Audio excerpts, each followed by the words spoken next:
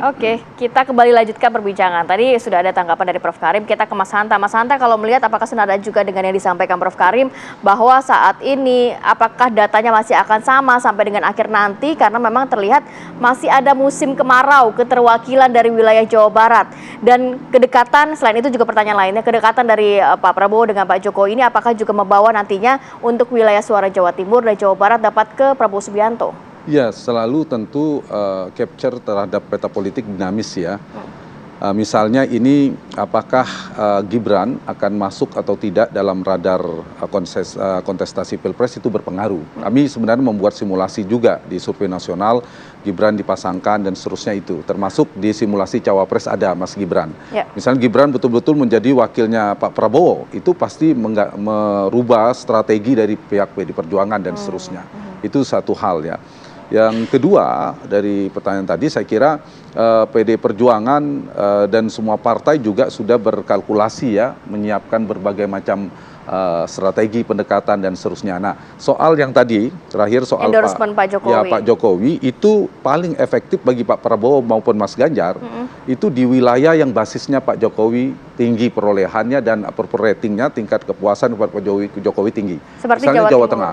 Jawa Tengah paling efektif. Itu bertarung saja di Jawa Tengah, kapitalisasi sekuat-kuatnya Pak Jokowi. Yang kedua Jawa Timur, karena Pak Jokowi secara Jawa Tengah kemenangannya kan 65%, lumayan. Tapi kalau menggunakan Pak Jokowi di Jawa Barat keliru, apalagi di Sumatera Barat. Nah, jadi saya kira Pak Prabowo misalnya konteks ini menggunakan strategi kedekatan bersama dengan Pak Jokowi di Jawa Timur itu relatif tepat, apalagi Jawa Tengah. Tapi Jawa Barat itu justru figur Pak Prabowo lebih menjadi sentral, lebih menjadi epicentrum magnet elektoralnya ketimbang Pak Jokowi.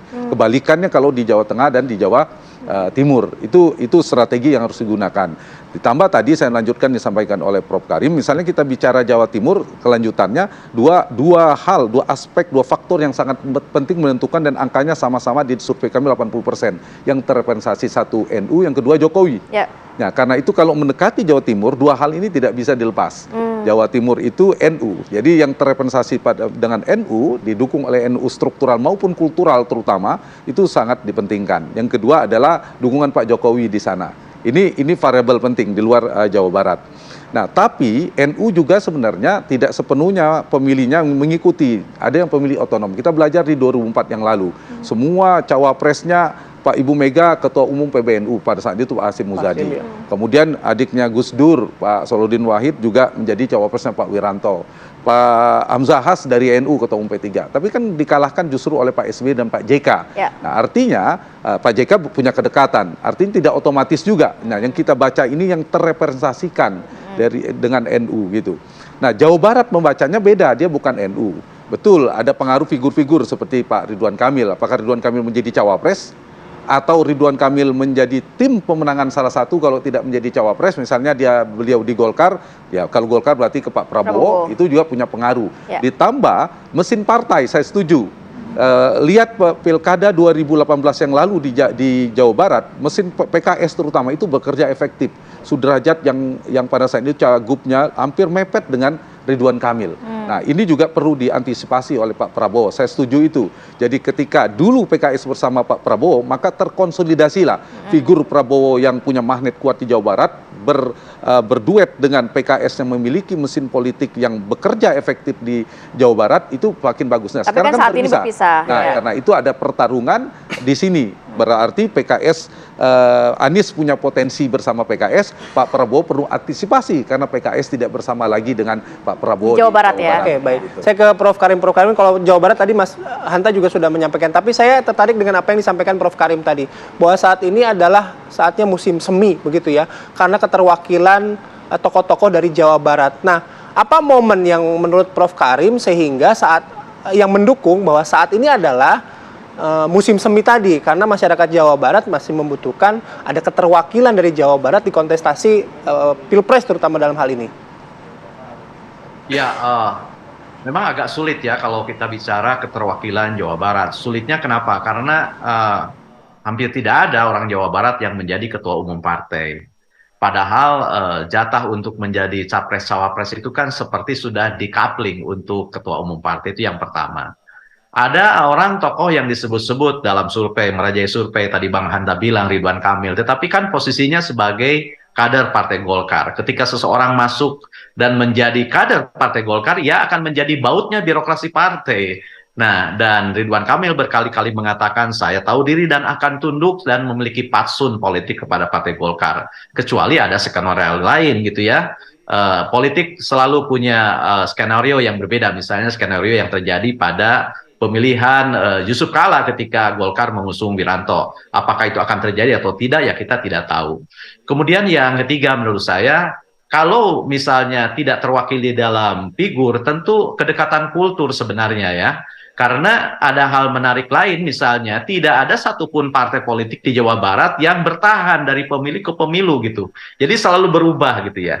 Meskipun figur Prabowo itu selalu menang, tetapi partai politik selalu berganti dari pemilu ke pemilu.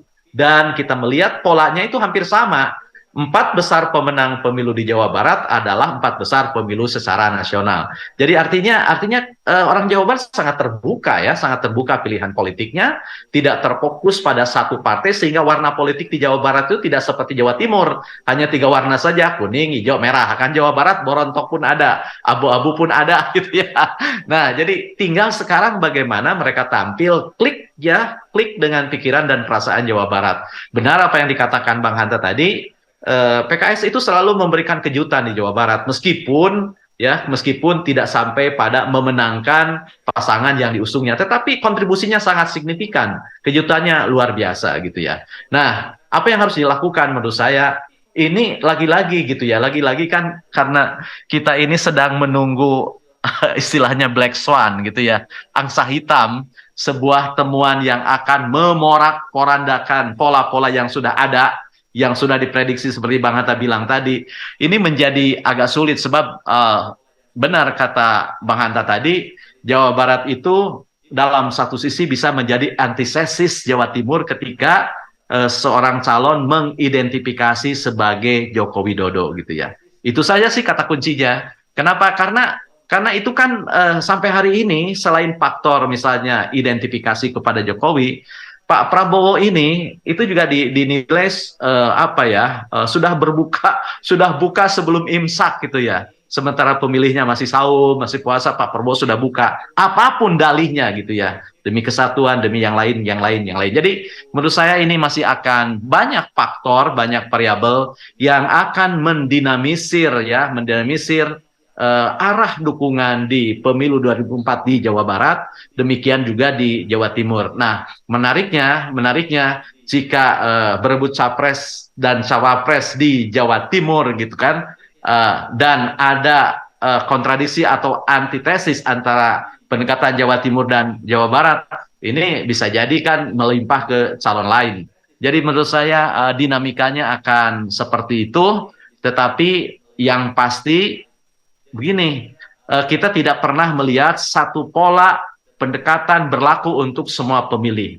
Kalau kita melihat misalnya dari pendekatan kemungkinan elaborasi pemilih, bahwa yang menjadi faktor penentu apakah pendekatan yang diterapkan oleh kandidat presiden, wakil presiden akan diikuti atau tidak, itu kan tergantung kepada faktor keterlibatan, involvement, keterlibatan dengan politik. Bukan soal agama, bukan soal suku, bukan soal kedekatan geografi atau profesi, tapi keterlibatan. Kita melihat mereka yang sangat terlibat dengan politik dan mau tahu dengan politik, biasanya mereka akan dengan sangat kritis membaca apapun yang terdedah di depan matanya. Apakah informasi, apakah sosok atau figur. Dan amat sulit bagi dia untuk mengidentifikasi dengan orang, bahkan dengan mereka yang persetujuannya tinggi. Tapi bagi mereka yang menjadi bahan pertimbangan bagi para rendah, pemilih mereka ya, Prof. akan mengidentifikasi. Oke, terima kasih Prof. Karim, Mas Hanta juga terima kasih banyak Prof. Karim. Kita akan Mas Hanta. membuktikan nanti bagaimana suara Jawa Timur, Jawa Tengah, dan juga Jawa Barat dan beberapa provinsi lainnya. Tapi nanti setelah siapa yang daftar dulu nih? Nah, pertanyaan siapa yang daftar dulu, kemudian apakah memang cawapres yang digandeng ini memang sosok atau tokoh dari wilayah Jawa Timur ataupun NU gitu Oke, ya. kita tunggu ya nanti ya sampai tanggal 25. Dan apakah MK tetap ajen pada marwahnya gitu ya. Oke, kami jeda, nanti kami kembali Oke. dengan informasi Dari Bandung. terbaru dari KPK pasca penetapan